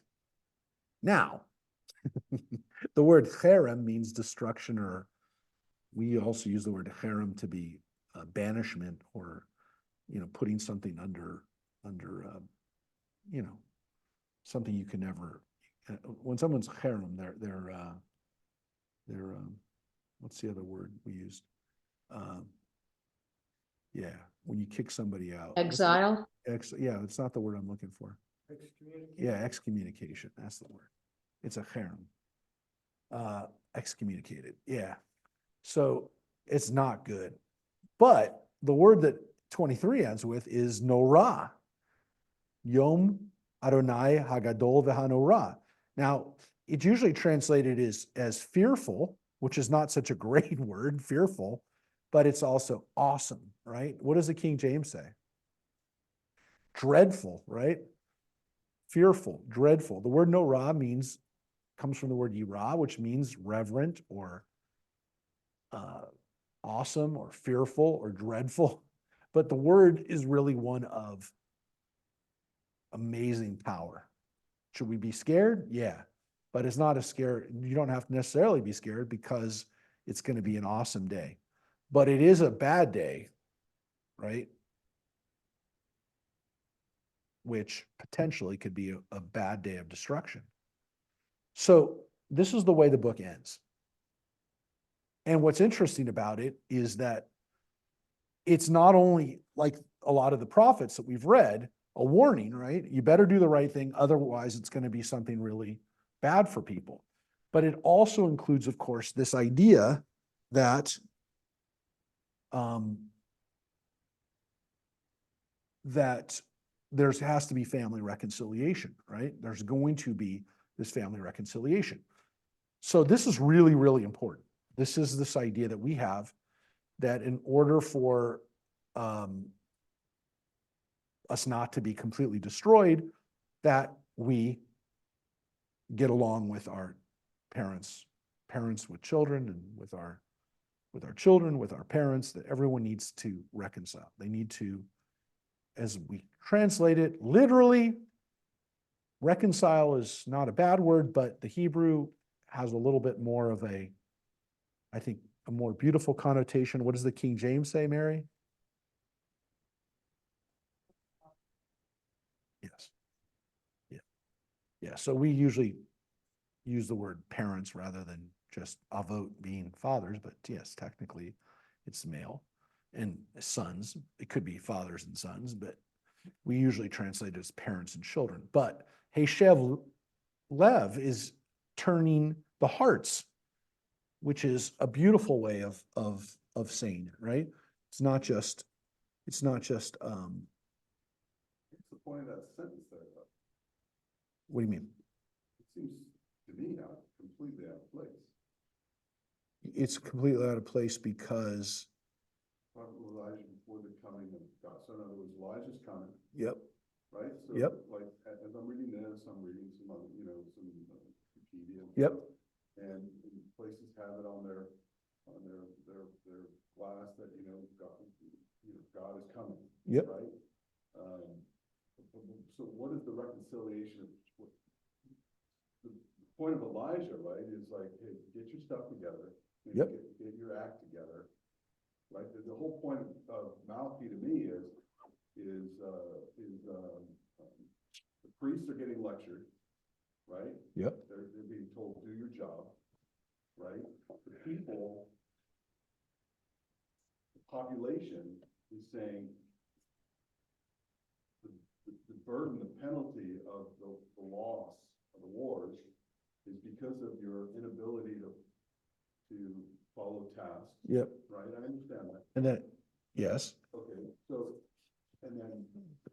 get your stuff together, get your act together, Elijah's coming, and then I'm coming. So why is this last sentence there? Meaning. Yeah, Elijah. Yep. Shall reconcile parents with children. Yep. Got it? And children with their parents. So in other words. Yep. If there's a dispute or Yeah. something's going on. Yep. I will not strike the land with utter destruction. Yep. So. This I just saw last week. This is in front of the JCC in Scottsdale. They actually have it in front of their building. I love this line, and I think, I always comment on it before Passover. I always comment on Passover. Well, I love it because, first of all, we read it because of Elijah, right? We were reminded that Elijah comes to us at Passover. And the reason that it's so amazing is that we have these traditions that we start to have at this point, right? We just read about Moses, right? It said Moses, and then it said Elijah, right? And here we have two biblical characters that he just invoked. Remember Moses' Torah, and remember that Elijah, that guy who didn't die, he's coming back. Well, we know that there's thousands of years of Elijah stories that have developed, Midrash that has developed. Again, we've already seen it in the Talmud. We actually have a reference tomorrow night to Elijah. Elijah is mentioned throughout the Talmud as the guy who doesn't die, essentially there as our connection between heaven and earth. He goes between heaven and earth. He's the guy we can ask questions to, who knows what's going on with God and amongst the angels. And he has there's so many legends about, again, Elijah coming as a poor person to your house, knocking on the door, saying, hey, can I have some food? Again, all these legends about Elijah being there, ready to be there the moment that the time of the Messiah is coming. And I showed you that famous phrase where the guy says, go to Elijah and ask where the Messiah is, right? And he tells him he's bounding the wounds of the Messiah's here already, right? He's binding the wounds of the lepers. And so he says, but when is he coming? And he says, when are you coming, Messiah? And he said, I'm coming tomorrow. And then the guy sees Elijah and he says, Messiah lied. He's not coming tomorrow. And he said, well, you didn't hear him. He says, he's coming tomorrow if you're ready, if you do what you need to do to get him ready for his arrival. So we get this idea that we need to make the world ready for Elijah, which seems to be, hey, is he going to come to your Seder and find that your Seder is all ready? You got your cup ready for you. You got the people who need to be at your Seder. Are they there? Did you invite people to your Seder who don't have a home? All those kinds of things are part of the story of Elijah, that we've taken on. But this whole concept of him being the person who's going to be, and by the way, our fathers and mothers and their children and their parents, are they all together at the Seder, or do they not want to be at the same table together? That's why I always remind people at the Seder, look, this is the time for us to reconcile with our families, because if we can't have them at our table, how can we assume the Messiah? How can we presume that the Messiah is going to come if we can't fix it, if we can't fix our own families? And again, what's the consequence? I'm going to strike the whole land with utter destruction otherwise. So if you can't fix it, if you can't fix it in your family, how are we going to fix it on a macro level? How are countries going to get along with each other if people can't get along with each other, if families can't get along with each other?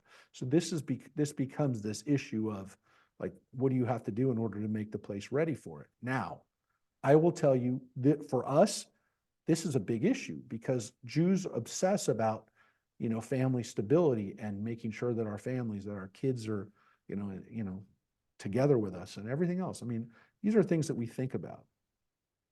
Okay. And that's why this is so important to us. That's why I always talk about it. Every year before Passover, I mention this Haftarah. It's an interesting thing, by the way, too, because I will show you something that I did. I'm going to just share this video real quick. So about 20 years ago, I consulted on a movie that some of you saw. We actually showed it out here. Oop, I'm going to merge. Well, hold it a second. I'm going to quiet down. This is the movie. When do we eat? A Passover movie.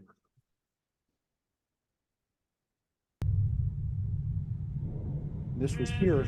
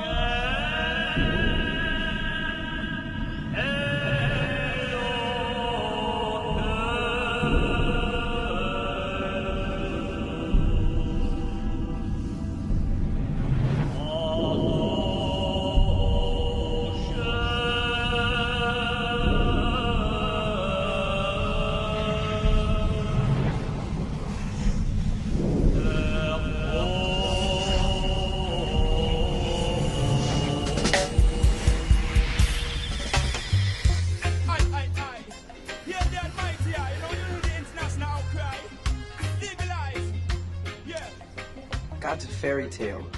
God's real, dude. And for $40 you can meet him. Ecstasy costs 20. Not touch God X, man. It's got acid in it. Yeah, just the eighth of bud and the bag of whiz. You're missing out, Stuckman. Hey, Mom. Zeke, why are you answering? I was gonna leave a message. I'm in study hall, Mom. I hear a lawnmower. I'm sitting near a window. Zeke, where are you? Don't lie. Mom, what do you want? I want you to go to the supermarket on your way home and get me 2 boxes of matzah. No way! Not on Passover.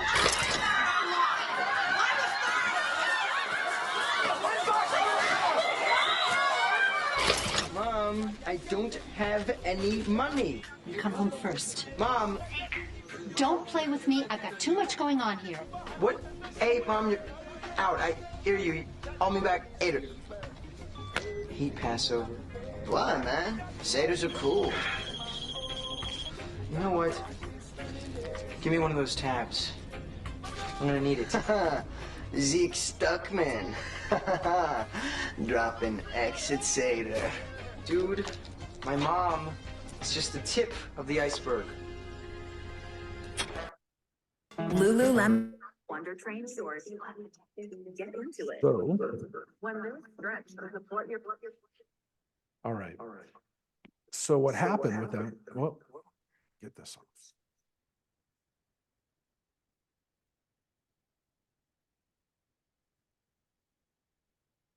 So, ooh, still have it. So when my friend Sal Litvak directed that movie, I went to see his screening. He showed me an early screening of. So I watched the movie and I said, "Look, you're doing a Passover." I mean, I saw the whole movie. It's a Passover movie. It's all about a family. It's about 4 children that are all the 4 sons, and it was all about families. I said, "You know what you need? You need to incorporate this line from Malachi, from the Haftarah, which is about parents and children getting along, because the whole movie is about how do we get along with the generations." And it's got a great cast. I mean, Jack Klugman plays the grandfather in one of his, I think it was his last role. And Leslie Ann Warren was in that scene. And the guys who were in the movie, Max Greenfield and Ben Feldman, they both became really big actors afterwards. That guy who plays Zeke, that kid, he ended up having a lot of roles. And the movie actually has a very powerful and very beautiful message. But I said, you got to incorporate the line from Malachi in it. So he ended up opening it up as the opening credits. So that was one of the few things that I can point to in a movie that I can say I'm directly responsible for. Because, and then the way he had it burning out with the joint at the opening, I didn't have that idea, but I thought was a really clever idea. And that whole thing about the drugs ends up becoming like an important thing in the story because, well, you have to see the movie to get, but that comes back at the end. But what's so amazing about it is, again, for us, families have to figure out how to get along, and that's a huge challenge. But it is a exceptionally important part of Judaism. Now, I want to show you something because this is an area where we do have a big difference and a big. What was the name of the movie again? It's called When Do We Eat? And it came out. When Do We Eat? Oh, okay. Yeah, it came out about 20 years ago. I'll look for it. But I want to tell you that this is, again, a major difference between ourselves and Christianity. And I'm going to show you a couple of things. I want to show you the Christian Bible in a couple of places. So first of all, I want to show you a very famous scene, and again, this is going to be critical for why I'm telling you that this is showing the difference again between Christianity and Judaism on this issue of families, because there's a famous scene called the Transfiguration where Jesus is with his disciples and he's there, and it says right here. They went up onto a high place, and there he was, transfigured before him. Jesus was there, and his clothes became as white as light. And just then there appeared before them Moses and Elijah talking with Jesus. And Peter said to Jesus, "Lord, it is good for us to be here if you wish, but I'll put up 3 shelters, right? One for you, for Moses, and for Elijah." And while he was still speaking, a bright cloud covered them, and a voice from cloud said, "This is my son whom I love, with whom I'm well pleased. Listen to him." And they said, "Don't be afraid," right? Jesus said to him, "Don't be afraid." And then they saw only Jesus. What's interesting about this is we just read the end of Malachi. Who are the 2 people that they mentioned? Moses and Elijah. And here you have Jesus now with Moses and Elijah. But what they're essentially saying is Jesus is not Moses and Elijah. What he's doing is different than what Moses and Elijah did. And it's different from what Malachi said. Because now they've said it's just Jesus. Now, I want to tell you that's important because Christianity at this time is not so sure what Jesus is. To the extent that they're also establishing, and again, what they do in other parts of the Bible, is they establish that, for example, I'll show you one other place where it's really kind of clear, is that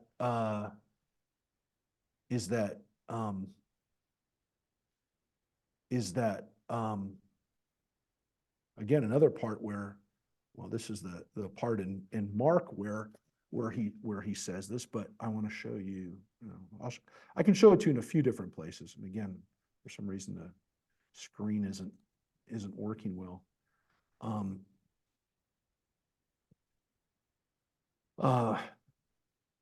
And some of you know where I'm going to go with this, but some of you may not really. Well, some of you may, again.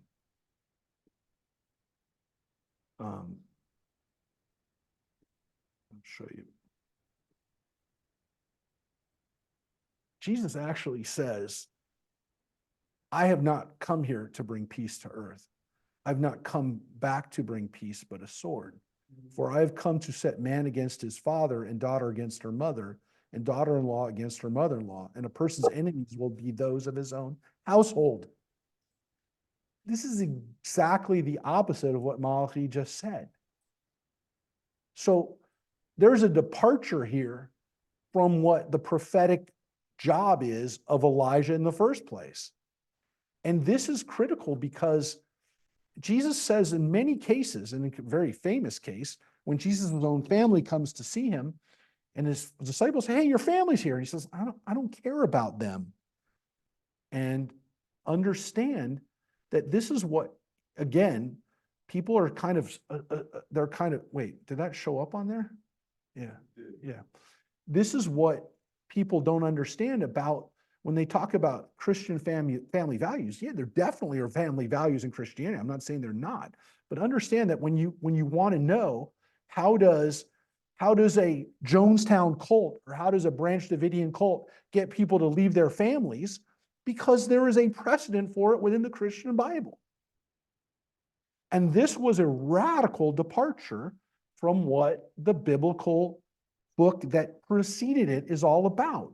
Understand, and again, I want to show you the Bible to some extent. Understand that the Christian Bible goes from, this is what I promised I would show you.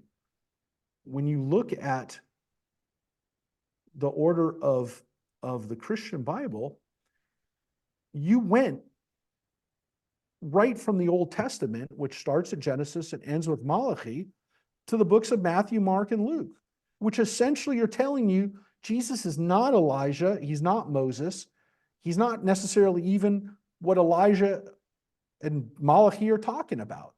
In a sense, they're saying it's what you thought, but it's not what you thought. Because you've been waiting for this for a few hundred years, since Malachi has been talking about Elijah coming. And by the way, just so you know, just so you understand this is not a little bit of an issue. I want to show you something else, which again is critical for your understanding of where this goes differently. Look at this line from I'm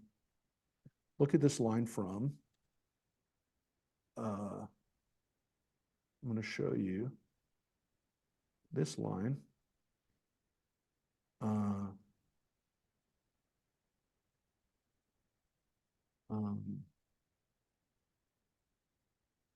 I'll show you from the beginning of the Bible, or the beginning of Luke, the biblical book of Luke. Interestingly, Luke doesn't begin with the birth of Jesus like Matthew does. He begins with the birth of John the Baptist, right? And it says right here, and this is the very beginning of the book of Luke, right? When he talks about the birth of John the Baptist, what he says right here is, when John is born, his father is told that he's going to be very special, right? Zechariah is John's father's name, which, by the way, remember prophet Zechariah? His mother is Elizabeth. He says, it will be a joy and delight to you, and many will rejoice because of his birth. Well, he will be great in the sight of the Lord, right? He's not supposed to take in wine or fermented drink, which is like Samson. Be filled with the Holy Spirit, and he will be bringing back many people to the Lord. And he will go before the Lord in the spirit of power of Elijah to turn the hearts of the parents to their children and the disobedient to the wisdom of the righteous. So they know the text. It's right there. He just quoted Malachi. Luke just quoted him. But he says John's going to do that. John is going to fulfill what Elijah is doing, right? And then, of course, there's an interesting. Yes. They're substituting. Yes. They're substituting JB for Elijah because that's the way they want history written. Correct. But look what happens, by the way. I mean, Zechariah says, how can I be sure of this? I'm an old man. And Gabriel says to him, the angel says, You don't believe it? You're not going to be able to speak now until this happens. So he basically muted him, which is kind of a weird story, but so he's there and the baby's born. And then of course, now we have the fact that they're cousins. Elizabeth's cousin Mary is going to have a kid. And there we have Mary and Elizabeth there.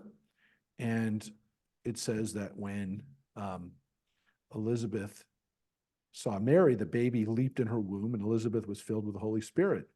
And then she says to her, this is the baby that we've all been waiting for, right? So John the Baptist, right? So John the Baptist comes out. They came to circumcise the baby. This is not stuff you need to know, but you might as well know it.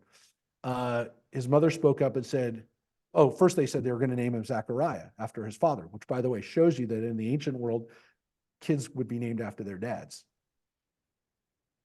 We know that Sephardic Jews still do that, but they're going to name him Zechariah after his father. And the mom said, no. Well, of course, the dad is mute at this point. He can't say anything. And she says, no, he's going to be called John. And they said, there's no one among your relatives who has that name. You can't just name him John. And they said, they went over to the dad and he said, bring me my tablet. I'm going to write it down. And he wrote down John. And then his mouth was open and his tongue was set free. So a miracle happened that Zechariah can now talk. And so, of course, they named him John. That's how you got your name, John. No, that's not the way you got your name. And that's the birth of John. So you can see that in there, again, you didn't have to know the whole story of the birth of John, but you can see why John was such a big deal, because to some extent, he's doing what Elijah does, which is announce the time of the coming of the Messiah, of that great and terrible day. So all of these stories are wrapped up into the Christian story, I would say to some extent, even more than it is in the Jewish side. What's weird is we essentially take away from Malachi that the families need to be reconciled for there to be the Messianic age. The Christians take away a completely different message, which is that Jesus is that guy, and there's not necessarily going to be peace amongst the families. I mean, he said it. Jesus said it, and that's not the only place he said it, which is, I don't care whether you get along with your parents. Your parents are going to hate you. If you follow me, your parents are going to hate you. So he's okay with that. Jesus is okay with that. Jews are not okay with it. It's one of the things that makes those stories resonate with us, not in the same way as they resonate with other people, because Jews are almost obsessed with family. It's almost an obsession with us. And that is not the case. And it doesn't mean that Christians don't have strong families. Of course they do. But there's also this understanding within Christianity from the very beginning, which is if your family doesn't get it, too bad. They're not your family anymore. I'm your family. I'm just telling you, when Jesus says, I am your family, he means it. He's not joking around. He doesn't care. That is not that's not a direction that Judaism is willing to go. We're not willing to have the families split apart in order to do that. I mean, I'll show you one other place where it's very clear that this is in Matthew as well, but there's a version of this. There's a version of this. There's a version of that as well.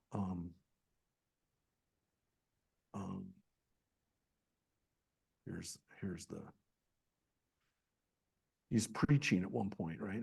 Jesus was still talking to the crowd. His mother and brothers stood outside waiting to speak to him. Someone told him, your mother and brothers are standing outside waiting to speak to you. He replied to the person, who is my mother and who are my brothers? Pointing to his disciples, he said, here are my mother and brothers. For whoever does the will of my Father in heaven is my mother and sister, my brother and sister and mother. Could you argue that that's kind of like what we read, that you have to follow the rules exactly like Elijah said, or you have to be part of my family. If you follow differently or you do different rules, then you're out. We leave the Yeah, family but behind. but the This is point is but that it's Jesus is not. saying you follow my laws and rules too, or you're not part of the family. Yeah, but here it's you do not look. He's saying that your family is who the people who are Yeah. in your group. That is not what Judaism says. Judaism says you all got to be on the same page. Look, my job is not to give up my parents in order to follow the Torah or vice versa, but I can't say to God, those people are not my family anymore. Too bad. They're not my family. That's not where Judaism is willing to go.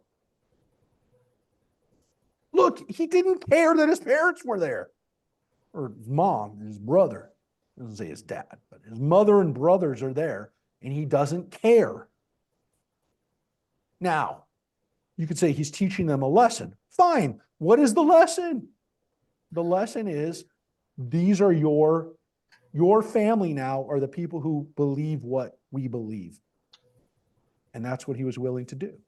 So that put him outside of the teachings to some extent that he's actually basing his stuff on. Look, they're appropriating that stuff. They're using Malachi. Clearly they knew what they're saying, but they're also saying there's something different that's happening now. And this was revolutionary. This is different. I'm not saying it's bad. I'm saying it's not, at that point, it's not Jewish anymore.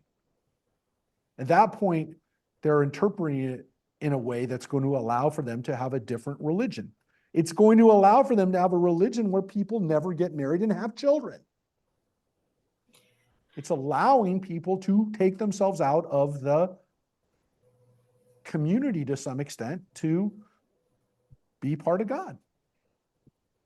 So it's a different way of understanding that text. It's not, again, I mean, the rabbis do some crazy stuff with Midrash, right? They have crazy ways of interpreting stuff to allow for certain ways for us to survive, if you will, maybe even. But the idea, again, that this is a point where something different is happening, and in the sense that it can allow for a different communal structure, not a structure that's rotated around family anymore.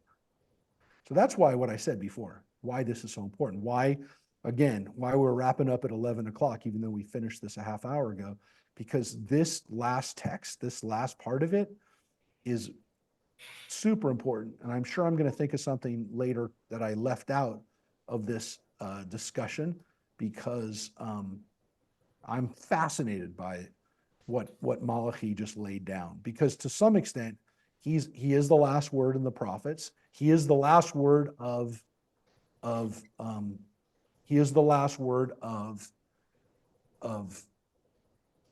I mean, he's one of the last prophets chronologically. He's one of the last prophets chronologically. But what's so amazing about it is that what he finishes with, which is prophetic destruction and recreation, and the same stuff that we've been reading from the very beginning since Isaiah, similar themes throughout, which is that there's going to be a reckoning, that there's going to be consequences, that don't say that, God isn't paying attention, because God is paying attention, and there is going to be a fresh start. What's interesting about this is that when we have that end, it is that, yeah, okay, Elijah's a part of it. There's definitely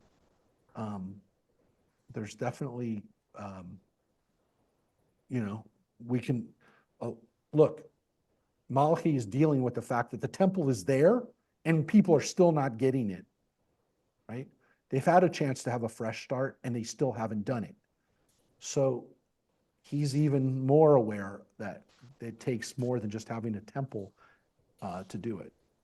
But the themes have gone all the way throughout. We've seen things in every one of the prophets, which is, you think, people, that God doesn't pay attention, God is paying attention. You think that there's not going to be a chance for us to start over, there will be a chance to start over. And those things have gone throughout. And what does it lay as a foundation for us? Look, I'm only going to tell you. For thousands of years, we've read that portion right before we gather for Seder. We open the door for Elijah, and every year, to me, it's a major thing because I wonder whether Elijah is feeling we're going in the right direction or not. Some years I think yes. Yeah. I'm going to share something around. I'm going to post it up on, because I didn't do it this year. I did it a couple years ago. Years ago, JLTV financed a modern day Elijah video, a little short, a movie short, which I thought was pretty good because it kind of captured what if Elijah came back? And I always wonder what are the lessons of Elijah? We just did another, I say JLTV, we just did another movie. We did an animated video on the staff of Elijah, which ended up winning an award, but Religious Communicators Council Award. I'll post that up too, the staff of Elijah. But that's more of a traditional Elijah story. But I always wonder at Passover whether we're moving in the right direction. And definitely this last year, it was hard to think that Elijah was happy with the way the world was going.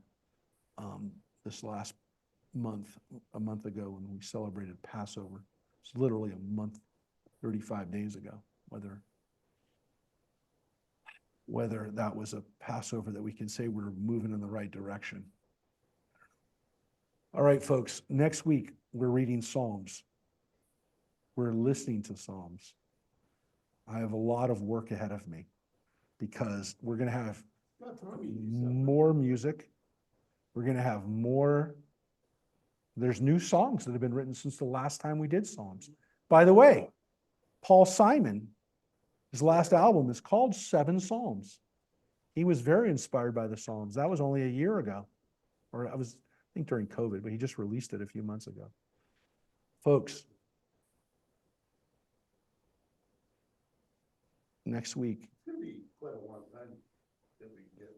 I think it's going to be about 2 or 3 months. 3 months. I want everybody to bring everybody into Psalms because the great thing about it is each week it's completely independent. Even though today, like Malachi, we read Malachi, it was, even if you weren't there last week, you could have gotten it. Sometimes, obviously, we did, you really had to be there the week before to kind of understand the full context in some cases. With Psalms, it's not the case.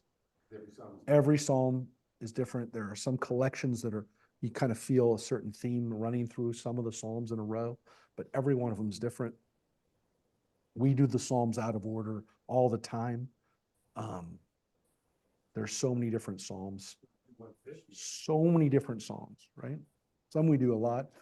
We talked about Ashrei. We do Ashrei traditionally 3 times a day in order for us to get right into heaven. You're supposed to do Psalm 145 3 times a day. We actually talked about that on Wednesday night a couple weeks ago. Okay, Mike, just relax. It's going to be virtual next week. Next Tuesday. Next Tuesday? Yeah. Cool. So it will be virtual, folks. We're not going to be in person, but we are going to be virtual.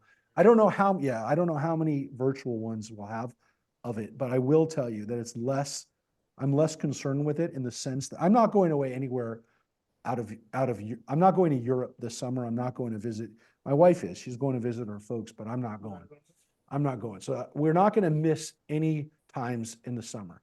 But if I'm out of town or whatever, if I'm doing stuff virtually, Psalms is a lot easier because we're going to be streaming a lot of music. I'm going to be a little bit in Arizona, but we're going to be streaming and using the music for Psalms a lot.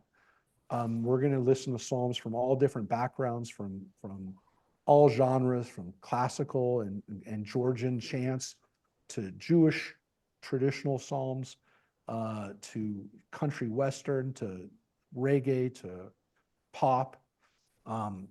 There are a lot of great contemporary Christian versions of Psalms.